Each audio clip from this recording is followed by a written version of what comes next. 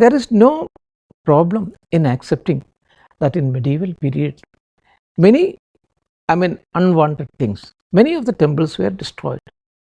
But the problem with some of our historians, that is mainly our Marxist historian, is they would not accept it. Even if they find it also, they will not accept it. This attitude of the Marxist historians has complicated the entire issue of Sri Rama temple.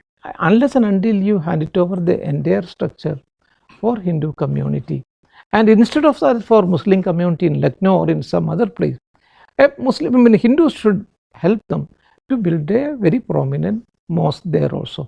Ram Janambhoomi and Krishna Janambhoomi, these are as important for Hindus as Makkah and Medina are for Muslims.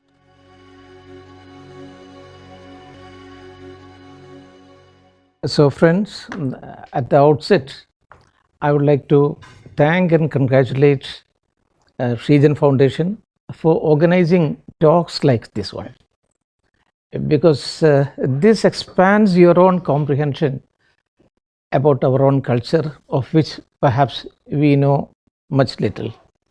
So we have to have this kind of talks, and we have to organize it, and it should reach the common people also. So today I am going to talk about the excavations at Ayodhya. And this excavation was carried out by Professor B.B. Lal, and I was a member of the team. And when I say I am a student of archaeology, I have got my own limitations. A student of archaeology, he is not a student of history. He is not a student of mythology. He is not a student of religion. He is not a student of philosophy. He is purely an archaeologist. And if he doesn't have any kind of evidences, he is not going to substantiate that one. So that is his limitations. So when an archaeologist, whether it is in Hinduism, Islam, Christianity, when he speaks on material facts. And whenever he goes to a place, and especially if it is a historical place, he goes to the place, he looks at the place, and what a historian sees, he has got his own limitation, because his view is not that way, it is not very penetrative. But an archaeologist, he could see through things, and if that is a potential area, he goes for excavation. And after the excavation, he comes out with certain substantive things. So he is in a position to put a tongue in each and every stone, in each and every brick, and each and every soil particles. He would be putting a tongue into each of this one, and they will talk to him in a tune and tone which is quite conversant to him and people of his side. So that is an archaeologist.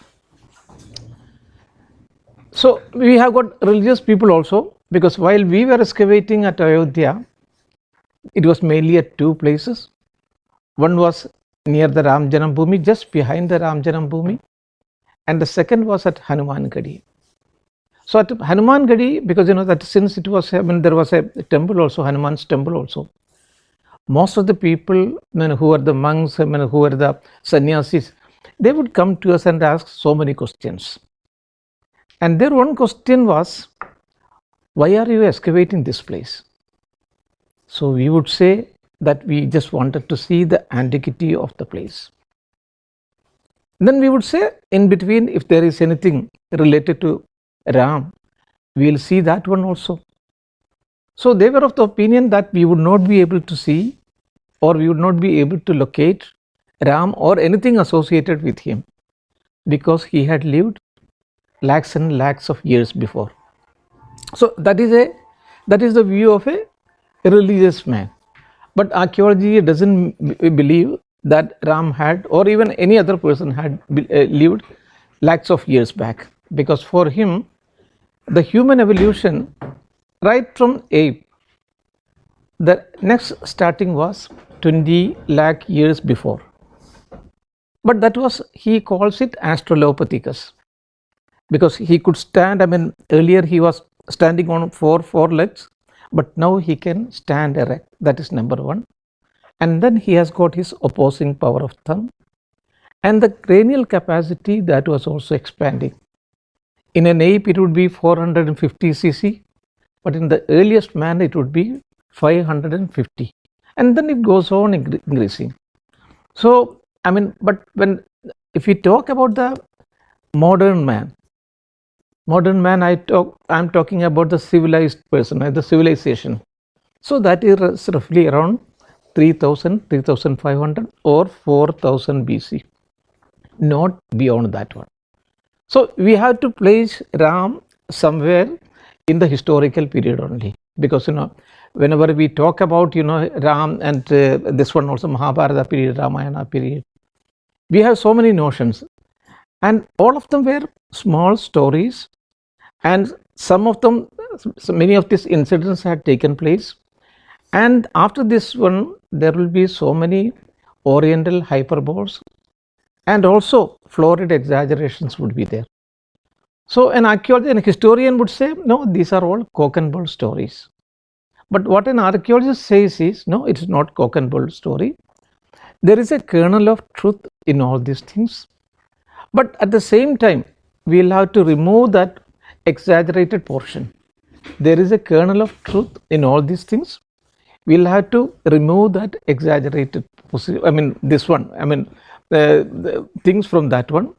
And then you look at the core part of it. That is an archaeologist's view. And about Pushpak Vimana also, we say that we had Pushpak Vimana, but an archaeologist would not contribute to that theory that we had Pushpak Vimana.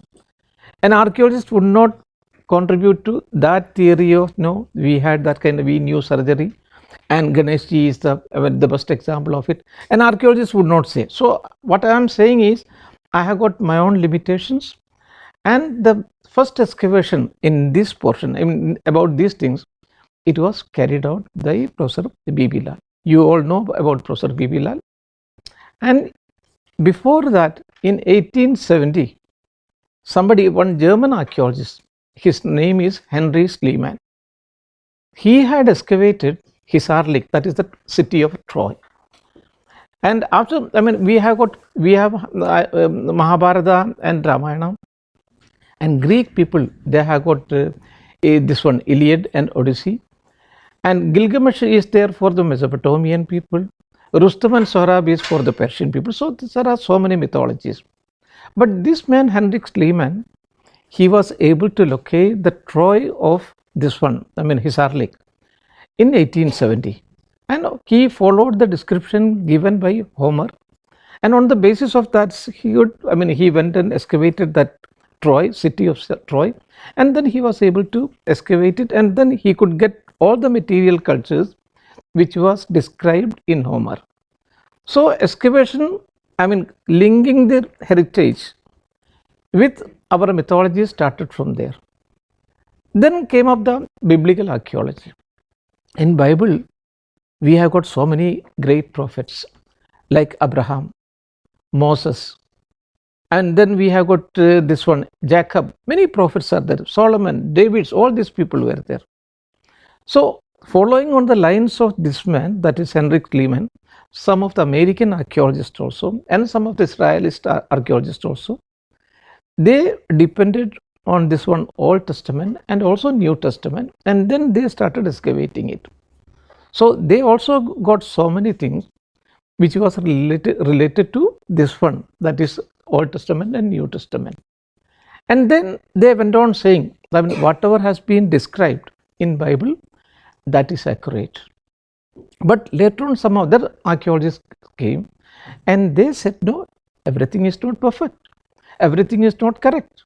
Especially about the exodus of Moses, they said everything is not correct, then Moses' exodus is not there, and many other things they started pointing out. So a correction came and a balance also came. It was, against this background, in 1947 onwards, a lot of excavations were being carried out in India also, and Professor B.B. Lal, he excavated the famous, in 1955, he excavated the famous Hastinapura. So we'll just go to that Hastinapura. This is, as you know, Professor B.B. Lal. He went to so many sites related with archaeology and also with Mahabharata. So in Mahabharata, of course, we have the classical sites. One is Hastinapur, second is Kurukshetra, and many other sites also. But there are 5 villages which was mentioned because they just wanted to avoid any kind of war between the two groups. So how to avoid it? The question is that some of the places should be handed over to Pandavas. So which are those places?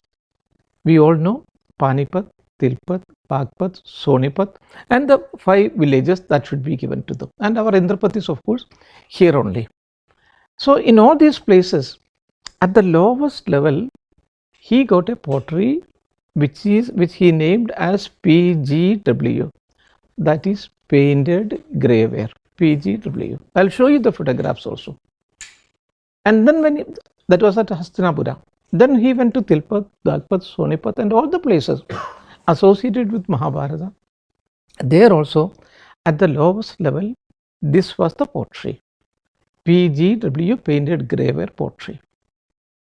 And then he just wanted to correlate some of the things which was mentioned in Bhagavad Purana and in Vayu Purana with the archaeological excavations at this place, Hastinapura.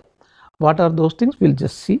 Hastinapura is here, Barnava is there, Bagpat, Tilpat, Delhi, Indrapat, Sonpat, all these things. All of them are between Ganga and Yamuna.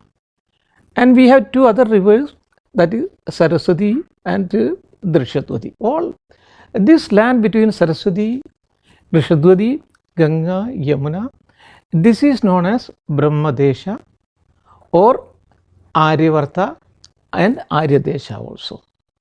So in this land, it was of course ruled by Pandavas, and this is said, this is the land which was created by gods. Tvam deva nirmidam desham brahmavartam prachakshate. This land has been created by gods themselves, and because of that, nothing untoward, nothing illegal should take place in this place.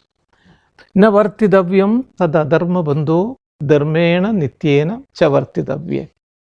O Adharma Bandhu, you don't stay here. This is not the land meant for you. This land has been created by gods and goddesses by doing penance for several years. So you don't. So this is a very sacred land. And we have the Ayodhya also here and Hastinapura also here in this particular land. And river Ganga, of course, the river Ganga is for the first time mentioned in Rig Veda. Imam me, Gange, Yamune, Saraswati, Shatudri, Soma, all the 7 rivers have been mentioned. So this is a very holy land. So this is Hastinapur, the place located by Professor B.B. Lal. So whenever an archaeologist goes, I told you that whenever there is a historical land, an archaeologist would go to the tallest portion. Why the tallest portion? Because there you will be having so many civilizations. These are not simple mounds. These are layers and layers of civilization. One civilization that crumbled, then another civilization came over that one, that also crumbled, then 3rd civilization, 4th civilization, 5th civilization. It goes on like this one. And here we have got our pottery art. Whenever we get the top portion, that represents the present day. And the first layer beneath that one, that of course would be British layer. Then beneath that one, Mughal layer, then Sultanate layer, then Rajput layer, then Harsha, Gupta, Kushan, Sung. It goes on like that one. Then Ashoka, Maurya period. It is like that one. So here also you have got layers and layers of the civilization. So Professor B.B. Lal excavated, and at the lowest level, he got that particular pottery which has not been named till that time. So he named it as PGW, painted graveware pottery. And in all these places, so he came to the conclusion, a kind of presumption, not the conclusion, a kind of presumption that this would be the pottery which is associated with Mahabharata people, because all these places have been mentioned in Mahabharata. So it was here he had excavated this portion. So in Mahabharata and in this one and Vayu Purana, there is a reference of a flood. What was that flood? Because once upon a time when Nijakshu was ruling, who was Nijakshu? I mean, after the war, of course, Pandavas became victorious and they have to rule now the country. But the eldest one said, no, I don't want to rule now the country, because for that I had to wade through the blood of my own brothers and sisters, so I don't want to. Then it was offered to the second man, he also said no, third man, fourth man, everyone. But it is your dharma, Kshatriya dharma, that you have to rule. So who will be the ruler? I mean the youngest man. Who was the youngest man? He was Parikshit. Parikshit was the son of Abhimanyu. So he was made the ruler. And then when the seventh one, that is Nijakshu, was ruling, there was a great flood in Ganga, and the whole civilization, it was completely, because of the flood, everything was, I mean, completely lost. And then they shifted their capital from here to another place known as Kaushambi.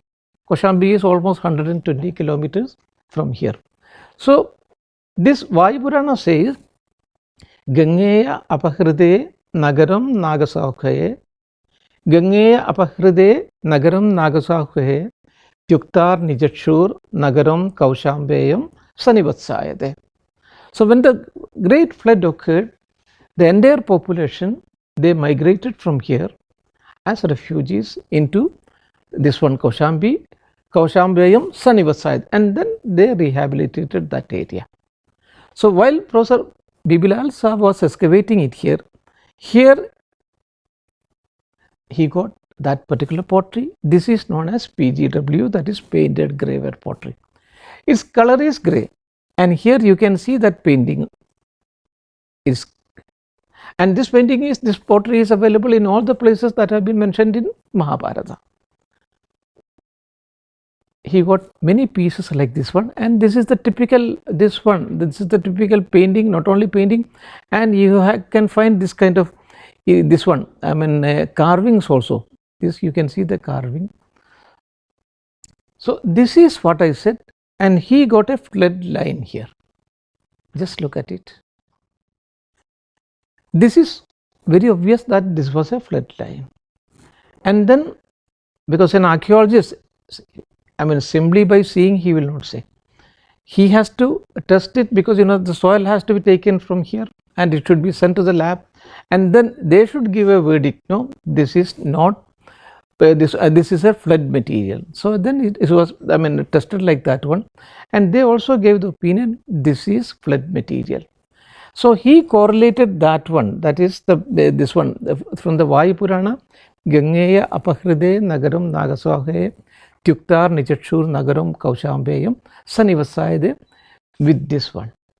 So this is how we came to the conclusion that this was that flood which was mentioned, and this is how he correlated with Mahabharata also. And then he got a number of iron tools from here.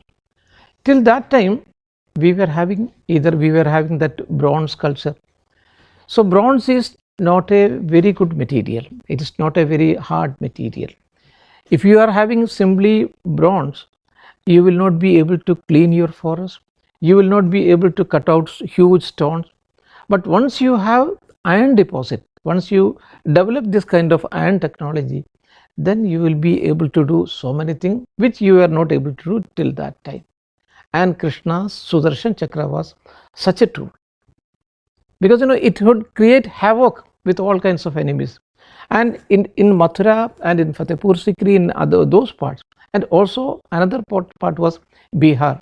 If you go to Rajgir, if you go to Bodh Gaya and all these places, you have a very good deposit of iron. So it was on the basis, that is why, I mean, the second urbanization takes place in Rajgir and in Samastipur and in all those areas. So he correlated with that one also.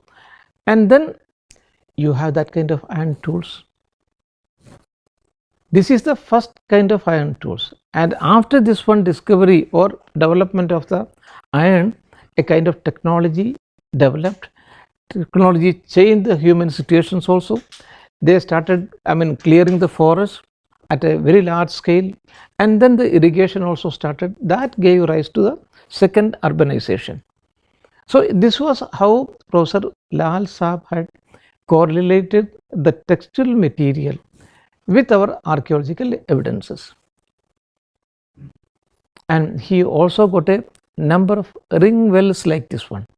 These are not wells actually, these are all part of the town planning, because whatever sewage is coming, that will go through this one, but it has been erroneously named as this one ring wells. So he got a number of things like this one. So whenever, again I should caution you, whenever we handle this, our mythology, we have to be very cautious, as I told you that there will be so many exaggeration. So you should be ready for that one. You should be ready to accept it from, especially from an archaeologist, because others can say anything. A religious person can say no, Ram was 1 lakh years before, 2 lakh years before, we had that Pushpaka Vimana, or we had that, we knew that surgery, all these things other religious people and other people can also say. But an archaeologist, he might be a religious person, but in the context of archaeology, he would not go with that kind of argument. Even our Mahabharata, it was initially, it was 8,000 verses, then at that time it was known as Jaya, then it became 24,000 verses, now we have got more than 1 lakh. So this is, we all know the story of Arjuna, and he is looking, this one, Draupadi is of course going to marry him with the garlands, because he was very successful. This is of course a late painting of Akbar's time, because Akbar was taking a lot of interest in all these things. He wanted to create, he wanted to bring both Hindus, Muslim, Christians, all of them into one single unit. And for that, we all know that he had set up that Ibadat Khana, where he had invited people from Hindu, Muslim, Christian, Buddhist, Jews, Jain, and ultimately he evolved a new religion known as Deen-e-Ilahi.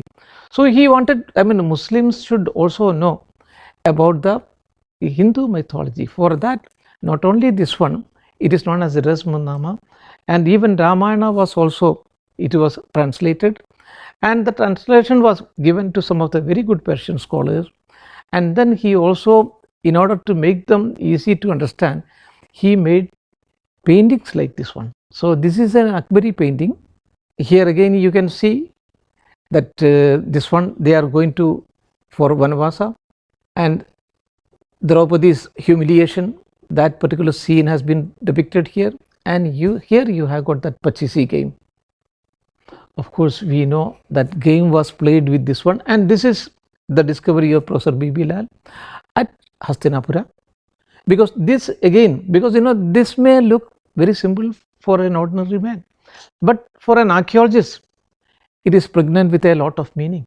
And because you are excavating this particular place at the context of the Hastinapura, and in Hastinapura, whenever it comes out from Hastinapura, at that particular level, it is pregnant with a lot of meaning.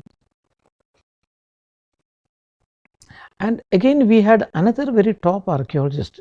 Of course he is known as Professor S.R. Rao, and he was not only a land archaeologist, but he was a pioneer who introduced that marine archaeology in India, because he also wanted to see what is the condition of our mythology and how far it is correct. Professor B.B. Lal was doing the work here, and he wanted to see what is the condition of our Dwaraka, the mythical Dwaraka.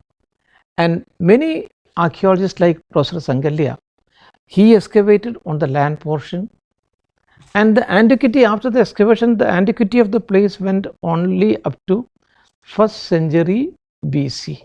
So that was a problem, because Professor Lal had dated it to 1000, that is 1000 BC, and it is almost contemporary. And the dating of Professor Sangalya was only 100 BC. So what about that? There is a gap of almost 1000 years. And then what Professor S.R. Rao did is, he said, no, we'll have to go and excavate it in the ocean itself. And at that time there was no marine archaeologist in India. So he had to train, because in Israel it was there, in America it was there, French were very ahead of it. So he had to have a kind of, he trained people from oceanography department of Goa, and then these people should be very expert, and then he excavated Dwaraka, and finally he was able to locate a city which goes again back to 1200 BC, and it is thus he could prove that it was almost contemporary, because he got a number of things, things which was associated with that one. And Professor Alok Tripathi, and I had also accompanied him for that work, and it was a kind of training at various places. So an archaeologist, he has to go down, because and he has to see things also, and he has to feel it with his own hand. Otherwise, just by the description in the literature, he is not going to accept. So it was a team by this one Professor S.R. Rao who had located the city. They went into the sea, and that too on the basis of the certain data provided by Oceanographic Department of Goa. They said that this one 10,000 years back, the ocean was of course very inside. At that time the city was there, and it was very much inside, and then the city was there.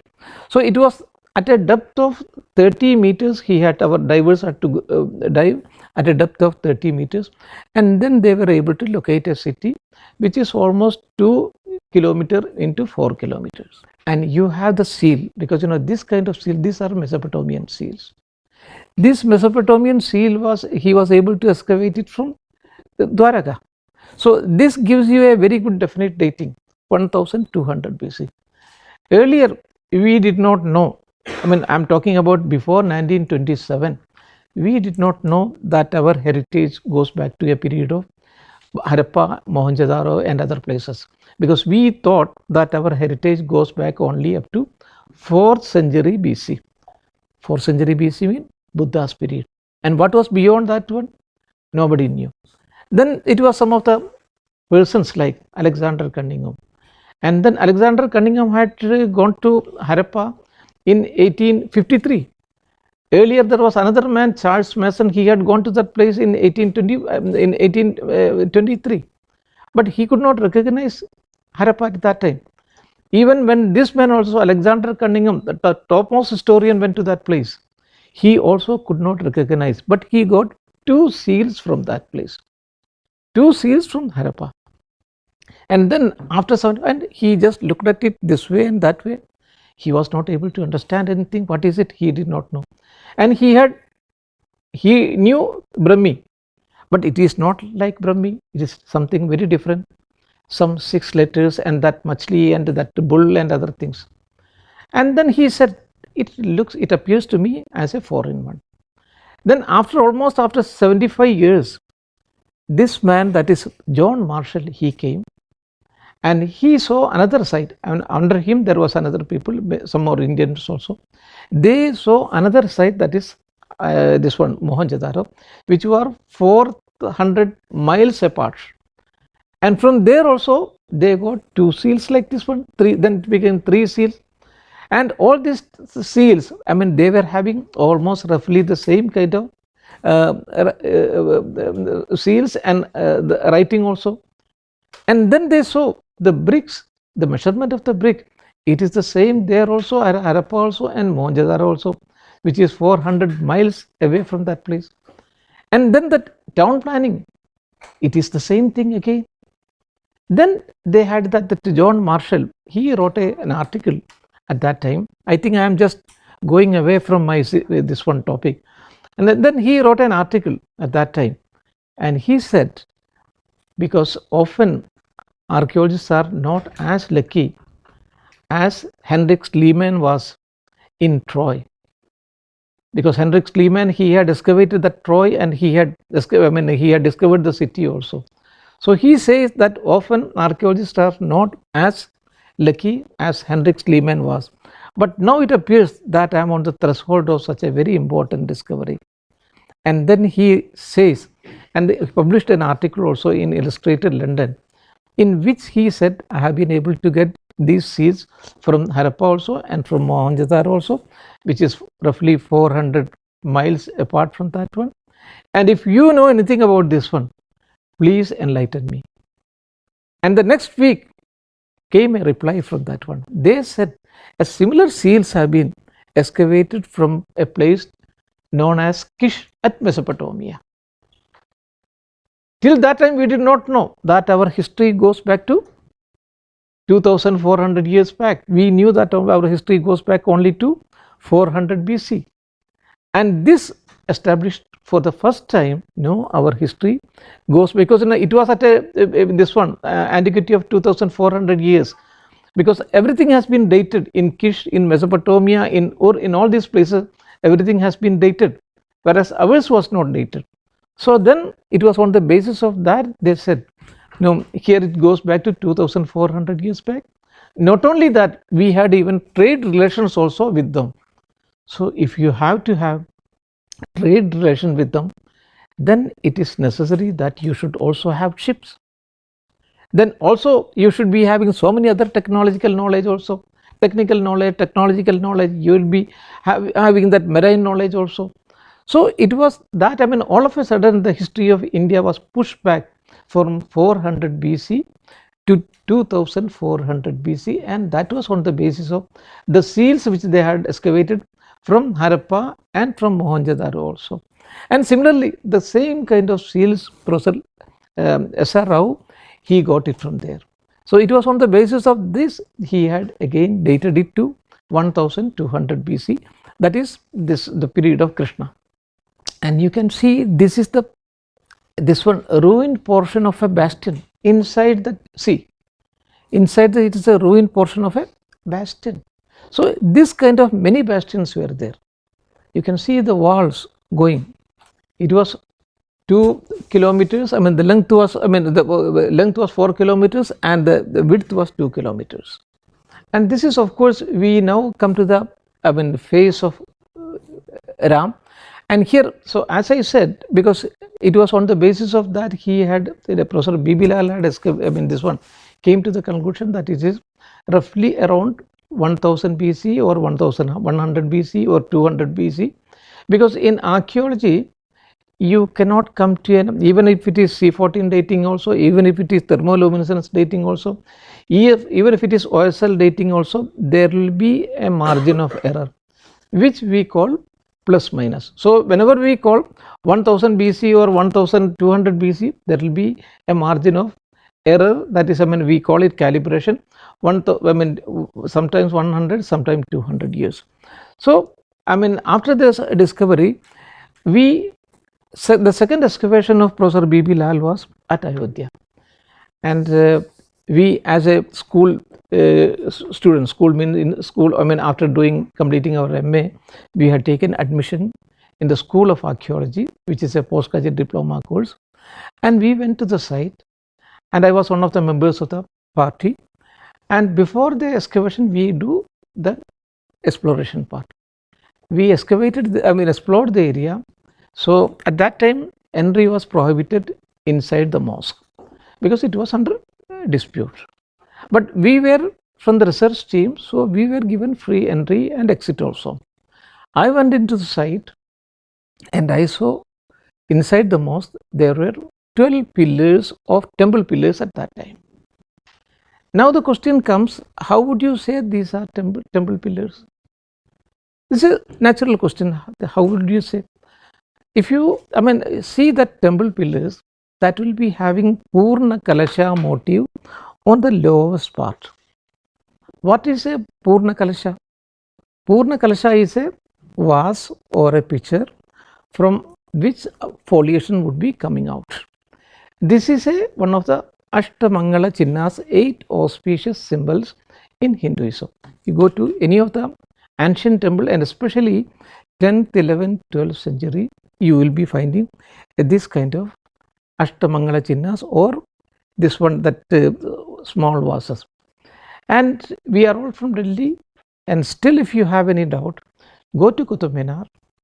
Near Qutub Minar you have a mosque known as Quwwatul Islam Masjid, and there is a inscription also in Arabic which says that 27 temples were destroyed for constructing this particular mosque, that is Quwwatul Islam, which is the might of Islam.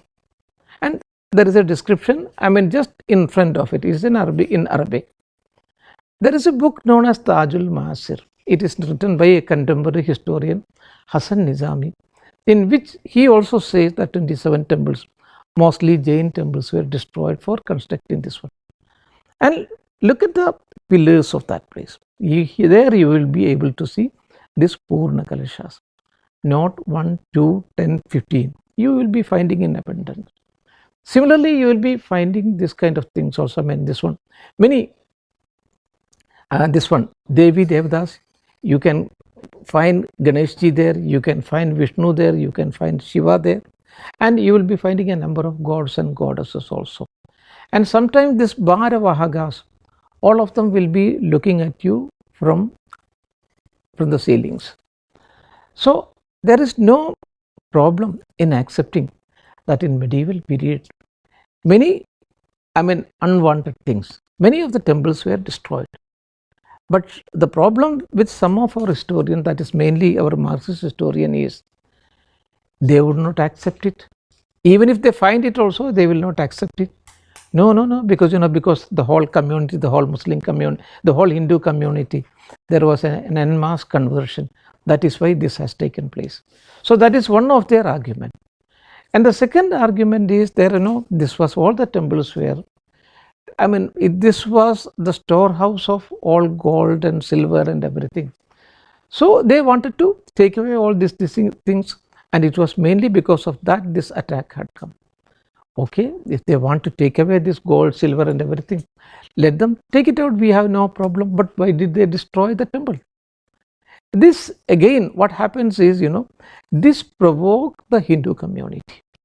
So what an historian has to say is, whatever has happened, this has happened. We should not argue anymore. That was a medieval period. And now we have to have a new beginning, and we have to create a new India. So an approach of the historian should be like that one. But instead of that, these Marxist historians, they have got a completely different attitude.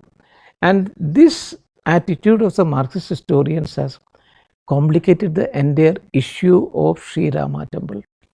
Because I was in Aligarh Muslim University earlier, and I knew the temperament of Muslim, because it became a problem from 1980 onwards. And in the 80s, Muslims were many of the Muslims and top leaders were also almost ready to hand it over, so that a problem could be solved. This historian, especially Professor Irfan Habib, Romila Thapar, and other Marxist historian R.S. Sharma and Dr. Jha, they came forward. They were all historians, they were not archaeologists. They came and they said, no, it has been, the place has been excavated by Professor B.B. Lal, and he did not find any material from there. And so Muslims, you should not hand it over the place to Hindu community for constructing the temple. So there, the Muslim communities, they were not that much educated. They thought these are all great historians. They were historians, of course, great eminent historians, but they were not archaeologists. Then Professor B.B. Lal, he had to come out again and say, no, we have got number of things. And then he started saying, not only the pillars, one is the pillar. Pillars were reused, extensively reused for rebuilding the mosque. And not only that, we also got the brick bases on which the pillar was standing. All these pillars were standing. So again, the same historian, they came forward because they had a lot of connection with Times of India, with this paper, that paper, and they were very manipulative also because of their extensive connections also. Only their news was carried out by a number of people, and Muslims were also misled by this group of people. During those period, I went to Oman. Because in a German university, Aham University had invited me for an excavation of a place. So there in a place, a group of Muslim, there is an organization known as SIMI, Students Islamic Movement, that is a banned organization. and they knew that I had come, and I had got a different opinion altogether about it, because I had spoken about it in 1990. Because at that time, most of the attack by the Marxist historian, it was on Professor B.B. Lal. So in 1990, I had come out in Indian Express on 15th of December 1990, saying that there was not only the temple pillars, there was pillar bases also on which these pillars were standing. That was also excavated by Professor B.B. Lal. And we also got a number of terracotta items and many other items also from there, which is associated with temples. And then I further added, I was the only one Muslim who had participated in that excavation. And then again I said that Ram Janambhoomi and Krishna Janambhoomi, these are as important for Hindus as Makkah and Medina are for Muslims. So Muslims should willingly hand it over to, to hand it over to Hindus for, constructing a huge temple.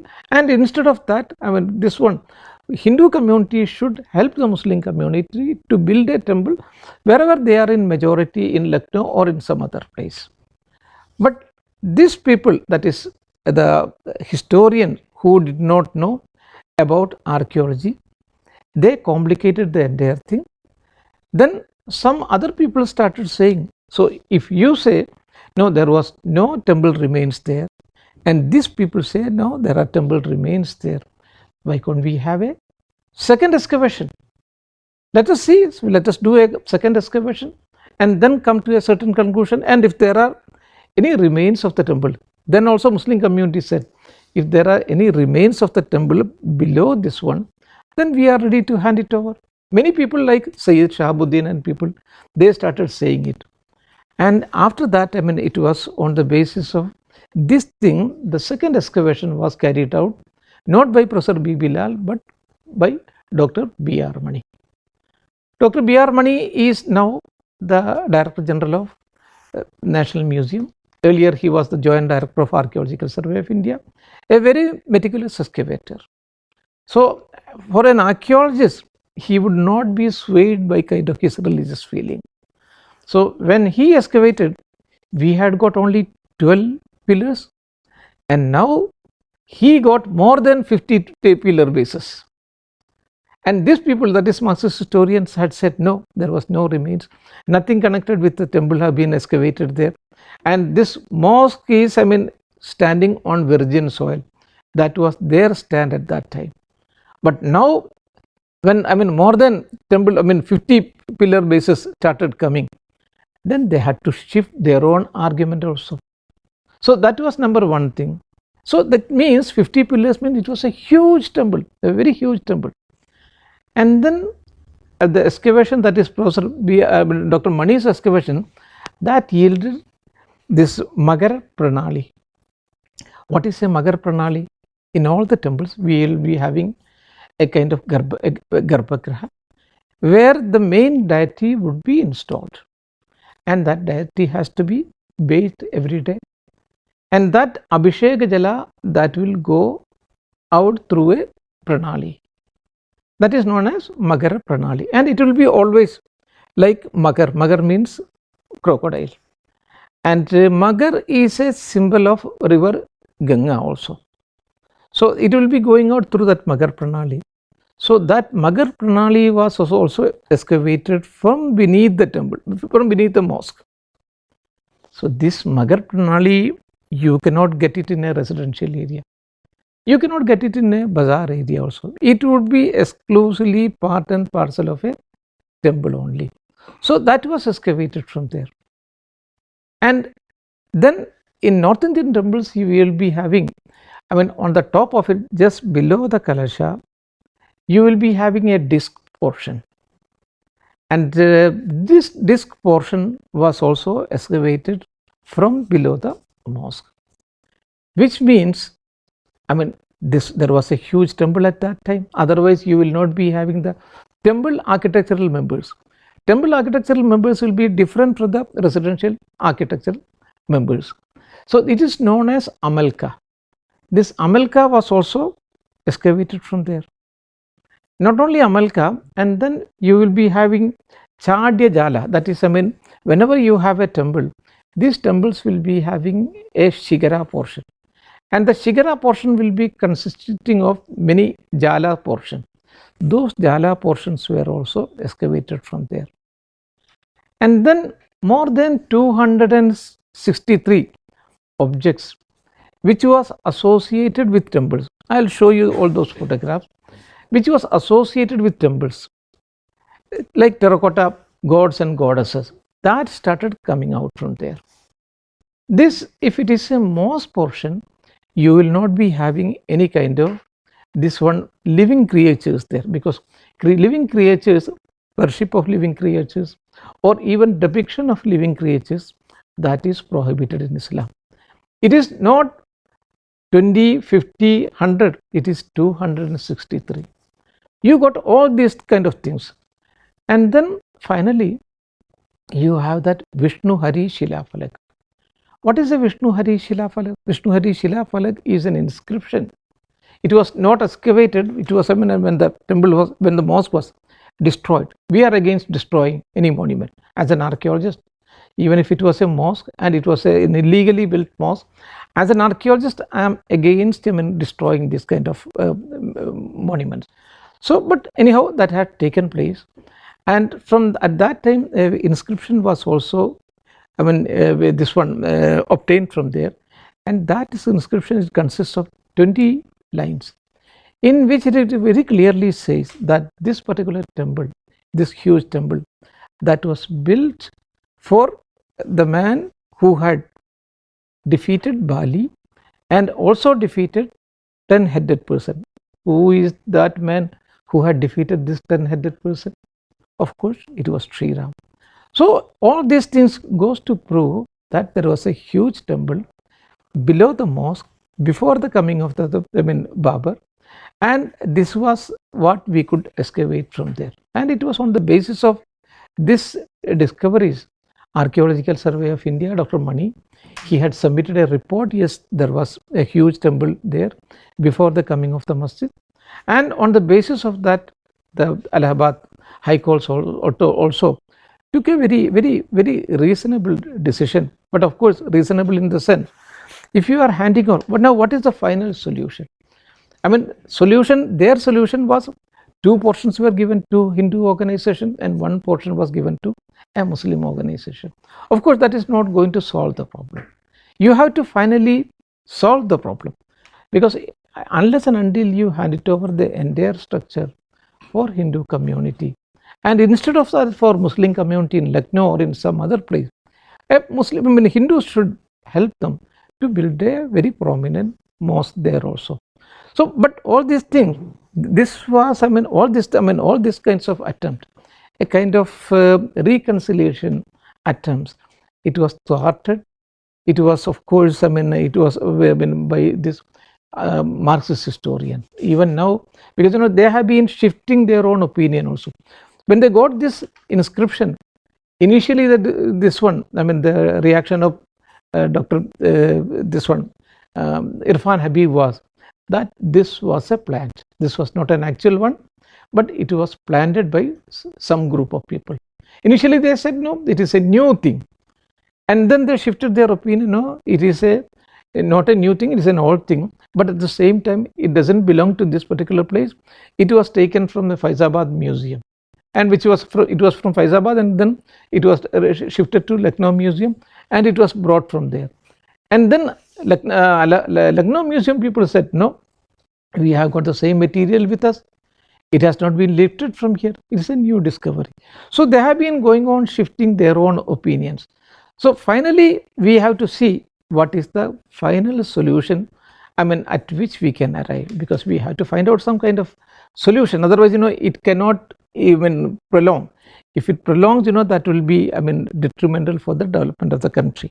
So let us see. Of course, this has nothing to do with it. It goes with the Los Angeles this one museum. This is Lord Ram, and this, again, Lord Ram connected with associated with his own stories. And this is abduction of Sita. Here you can see this is Ravan. He is abducting Sita, and here you can see that Sita's ring also, because she just wanted to guide this one Rama, so that it was from this particular place I was picked up. So it was on the basis of this one, I mean Hanuman and all those people had traced her to Lanka. Again the same ring, it is being given to Hanuman. Of course, Professor B.P. Lal again, the same thing, all those sites connected with Sringaverpur, because it was from Ayodhya. We can see from Ayodhya, because not only Ayodhya, Nandigram was also excavated, because it is said that it was at Nandigram for some time Bharata was living, and then Sringaverpur, because it was here he had crossed river Ganga, so this was also excavated. Then Bharadwaj ashram, this was also excavated, and then Chitrakoot. So in all these places what he got is, I mean, something associated. There is another pottery, which this pottery is particularly known as NBP, that is Northern Blackware pottery. So that goes back to 1300 years back. This is that I told you, because the temple pillars. So these are the this one temple parts, and here also you can see, go to Qutub Minar, you will be finding hundreds of pillars like this one. This is a black stone, Kasoti stone, and here there were a number of images also. Had it been an Islamic building, there would not have been any images like this one. If you have images, that means it is misappropriated. So this kind of pillars were there. 12 pillars were there. Totally there were 14 pillars, but 2 pillars are not here, somewhere outside. There is a Maqbara of Ashikan. It is, those 2 pillars are there. We could locate it there. Here I told you about that Purna Kalasha. This is that Purna Kalasha, and foliages are coming out. Even now, if there is a Hindu prominent leader who is coming there, you are not going to receive him by garlanding. You are not going to give him, receive him by giving a shawl, but you will be giving a Purna Kalasha. So that Purna Kalasha is here. When Lord Ram came back from Ayodhya, from this one, Sri Lanka, he was received by the local people by giving Purna Kalasha. Prag Dwara Vedi Viniveshita Purna Kalasham. So people received him by that. This is a typical Ashtamangala Chinnas, one of the 8 auspicious symbols in Hinduism. And these are those, here you can see that brick bases. These brick bases have been made in order to, level, not only level up, in order to give a firm base for the pillar. The pillar is the earlier one which I had shown you. Pillar is that these are the pillars. So these pillars, these are Kasoti pillars. They should stand on a very firm ground. For that, these pillar bases were made, and similarly a number of pillar bases were excavated. So at that time they said, initially they said, that Marxist historians said, these are not bases for, these are not fit for that one, these are cow sheds. One group of Marxist historians said. Then there was one archaeologist, Suraj Ban, in those groups. He said, no, these are the pillar bases itself. So there is a discrepancy and there is a difference of opinion even among themselves, because some people will say, no, what they have excavated below the mosque was, some would say, no, it is this one Muslim structure. Some would say, no, it is a Buddhist structure, and some would say it is a Jain structure. There is a discrepancy among themselves. So these kinds of pillars were excavated, and pillar bases were excavated. It was on the basis of which I had given that my statement in 1990 that many temple bases, pillar bases were excavated by Professor B.P. Lal at that time. But they did not accept it. The Marxist historians did not accept it. So the second excavation was carried out, and in the second excavation more than 50 pillars were excavated, proving them wrong. And similarly, Sharmaji, I think Sharmaji, you had participated in this excavation, in the earlier excavation. Yes, there is another, very important figure who had excavated with Professor B.B. Lal. who had shared with him in various this one excavations. So he was there, and in the second excavation you were there with Professor 80, yeah. Yes. And here also again we got a number of things like this one, which was for this a pillar to stand, and that this one just below the mosque there was a wall also, and this wall was the temple wall. But they would say no, these are not the temple walls. One would say, one of this Marxist historian would say it is a mosque wall, and second one would say no, this is a Buddhist wall, and the third one would say it is a Jain wall. They are not sure about themselves. And this is of course a diagram which was made by India today, and what are the places which they had excavated at various places, and what are the material which they have got, because all these places where they got the pillar bases were excavated, which means this was a very huge temple, a number of things also. And there was an apsidal temple also. This is not a kind of apsidal temple or a circular temple, because that circular temples would be, even now if you go to Bihar, there is a temple known as Maniar Math, and some of the circular temples were there. That was also beneath this one, beneath the mosque. And this is a profusely ornamental lady of the Sunga period. Had it been a mosque, you would not have got figures like this one. This is only in temples. Sometimes if you have got certain mannat, some kind of your wishes, if you are getting it fulfilled, you will be dedicating such things even now in temples. So you have this kind of profusely ornamental ladies and other things, and this is such things were excavated from there in profusion. Again another figure, it is a Gupta period figure. Had it been a mosque, why should they have this kind of sculptures? Again a human figure, it is the leg portion of a human figure. Had it been a mosque, there was no relevance of in a mosque of having this kind of figures, because any kind of depiction, even the painting is also haram, that is prohibited in Islam. But here you are having a number of idols like this one. This is the breast portion, and this is the uttariya, that is the upper vastra of a person. You have this kind of things, and this is the chest portion, and this is the hands. Again human figures, and in human figures you will not be getting in Hindu temples as in Muslim mosques. Again here you have another figure, look at this one, she is a drum beater. Again you will not be getting this kind of things in Islamic, in Muslim, this one mosques. And this is again a human, a horse head.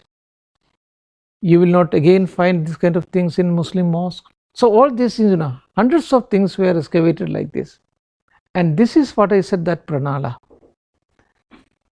This is for Abhishek Jala, for going out. It is a kind of gargoyle for Abhishek Jala to go out. And this is that Magara Pranali also. So it will be almost like crocodile. Crocodile of course is a symbol of this one, river Ganga. And this is that wall beneath the mosque. The mosque portion is on the higher portion, and these are the walls. All the decorative the temple architectural features, and that huge inscription which was carried, it is at the, not from the excavation, but when the mosque was destroyed by the Karsevak, at that time this could be obtained, and they are taking it to that makeshift temple, and this is the inscription, which clearly it goes back to 12th century AD, and it very clearly says that there was a huge temple, and it was about this inscription. Initially they said it was a planned, it's a modern inscription. This has been created, this has been carved, and then it has been planted in that area. That was the initial statement of Professor Irfan Habib. Then he himself shifted, no, this is an original one. At a later time he said it's an original one, but it doesn't belong to this place, it belongs to some other place, and it was in the Lucknow museum. From there it was stolen from there, and it was planted here. But then the Lucknow museum said no, whatever we had, we have got it even now with us, and then that numbering etc, everything was correct also. So again they had to shift their own opinion. And this is another inscription, that is Thakurwadi inscription. So all this goes to say that there was a huge temple, and as I said earlier, it is as important for Hindus as Makkah and Medina are for Muslims.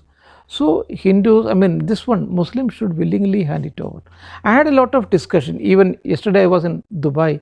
There also I had a lot of discussion with the Muslim community, and before that, I mean at various places, So Muslim as a group, they are, I mean I'm not talking about the leadership, but Muslim as a whole, they are ready to hand it over. But it's only this Marxist historian and some few Muslim leadership that is creating this problem. I had a lot of discussion. I simply asked them one question. After a lot of discussion, because it is a kind of discussion, they will be having their own opinion also. I said that this after the partition of the country, Muslims were given a separate state, a Pakistan was given. And after that, I mean, Hindus could have, of course, they could have made it a Hindu state. It was very easy at that time. But Gandhiji, Nehruji, Patel, I mean, these were, I mean, some of the illustrious leaders of those time. They did not convert it into a Hindu, I mean, with this one country. Then I asked them a pointed question. Do you think if India was a Muslim majority country, do you think India would ever have been a secular country? This was a very pointed question to some of the, this one, very vocal Muslim community. This SIMI is a very vocal Muslim community organization. I asked them. Then they said, no, why don't you, what you have said is correct, because had it been a Muslim majority country, India would never have been a secular country. So they themselves accept it. But now the thing is, we should not allow the Marxist historian to meddle with it. If they are, in between, then again they would be creating this problem. So that initiative should have been taken by the government of India. Of course, then another argument of these historians were that it became a problem only from 1857. Before that, 57, 58. Before that, it was not a problem. It was not known as Ayodhya. But here, this is from this one, from Ayodhya Mahatmyam. Ayodhya Mahatmyam was written in 1034, and in which it speaks about Ayodhya also, and it's this about Sarayu river also. But if you talk to this Marxist historians, they would say no, there is no mention about it, Ayodhya before 1857. This is John Dillit. John Dillit was, he was a Dutch factory man, and he was an ambassador also. He had come to India in 1631. 1631 was the death year of Mumtaz Mahal, the construction of Taj Mahal. He had come to India and he has given a description of Agra, Delhi and various other places also. He went to Ayodhya also, and he speaks how people, this religious groups of people, mendicants were going to Sarayu river, how they were taking bath, and then how they were going to this place, that is Ram Janam Bhoomi, and how they were worshipping there. They don't speak about that Muslims offering prayer there now. All of them, all these people, that is John Dillit, he was not a VHP man.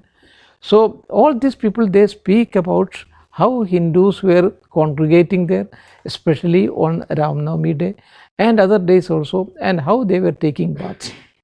So he was a Dutchman, and before him there was William Finch. He had come during the Jahangir's period. In 1611 he had come. Akbar had passed away in 1605. Then it was taken over by Jahangir. He had come in 1611. He also gives a very good description about Ayodhya. But this historian, they would say, they would not mention about all these things. They would say there was no mention about Ayodhya and the Ayodhya issue also before 1857.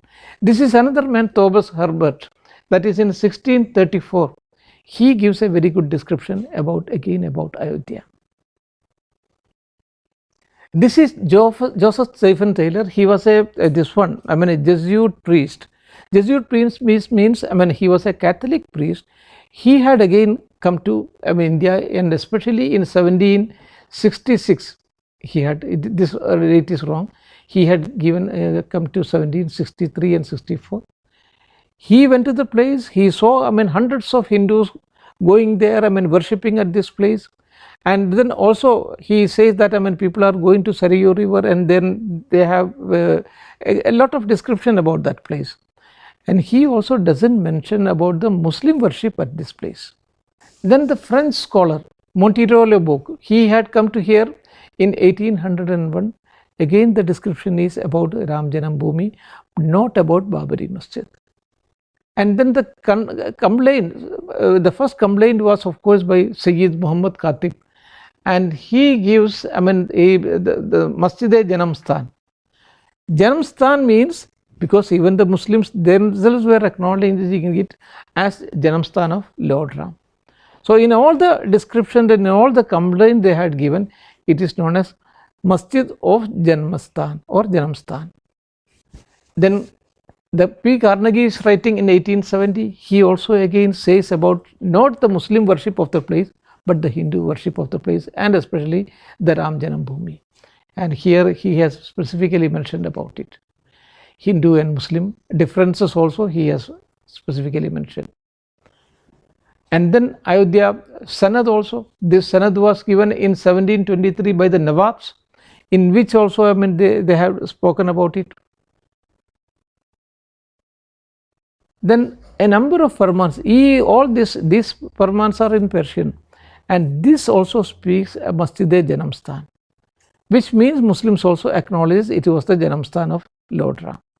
Here the first Mughal, that is the Akbar, he had given that land of Hanuman Gadi to a group of people, a group of Hindu sannyasis, and in which also the same thing is mentioned. And this is Akbar's Ram Siya coins. Here you can see Lord Ram with his arrow and followed by Sita. This is known as Ilahi collection. Ilahi collection of Akbar. Of course, this is an Alangiri mosque. There was an issue for this Alangiri mosque also, because it was handed over to Hanuman Gadi. But at that time, the Hindus were very tolerant, because it had come into repair and disuse. And then the local Muslim approached the Hanuman Gadi Matathipati for repair work and offering them and allowing them to pray. So what the Matathipati did is, not only he said that you can worship in this mosque, but also the repairing charges will be borne by us, that is the Hanuman Gadi temple. So that is the large heartedness of Hinduism. So Muslims should understand all these things and willingly hand it over the place in order to help the country to develop.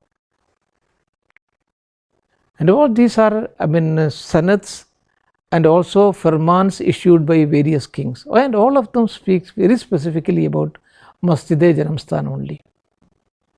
So that is the crux of the story, and the excavation proves it beyond any kind of doubt that there was a temple before that one. But now the question comes whether it was a temple of Rama's time.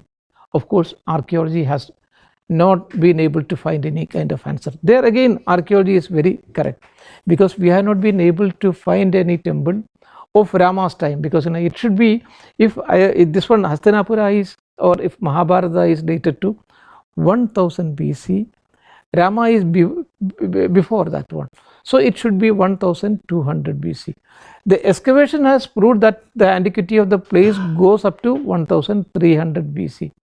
But at that time, whether there was any temple associated with Lord Ram, we have not been able to find.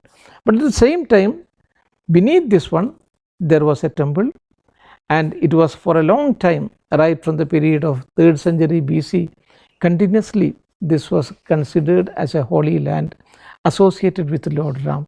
So on the basis of all these things, the Archaeological Survey of India had come to the conclusion that there was a big temple before the construction of the mosque, and then Allahabad court came to the conclusion that we accept the opinion of Archaeological Survey of India, and it was on the basis of that the judgment was handed over by this one judicial group. But now the question is whether that is going to solve the problem. of course it is not going to solve the problem, because even if it is handed over to the Muslims also, because for a radius, in a radius of 2 kilometers there are no Muslims, and you don't have a Muslim to pray also there, and in case it is handed over, that will be creating a continuous tension for the coming years. So in order to avoid that one, the best solution would be, number one, you keep away this kind of Marxist historian, have a kind of dialogue with the Muslim community, with the general public, and then hand over the full place, the entire thing, to Hindus for the construction of the temple. And instead of that, you give a proper, Hindus should help Muslims to construct a huge temple, a huge masjid in Lucknow or in some of the other places. So that is the only solution appears to me for the time being. Otherwise there is no other solution for the problem. Otherwise it will go on, this problem will continue to bother us. So thank you all, thank you very much for a patient hearing.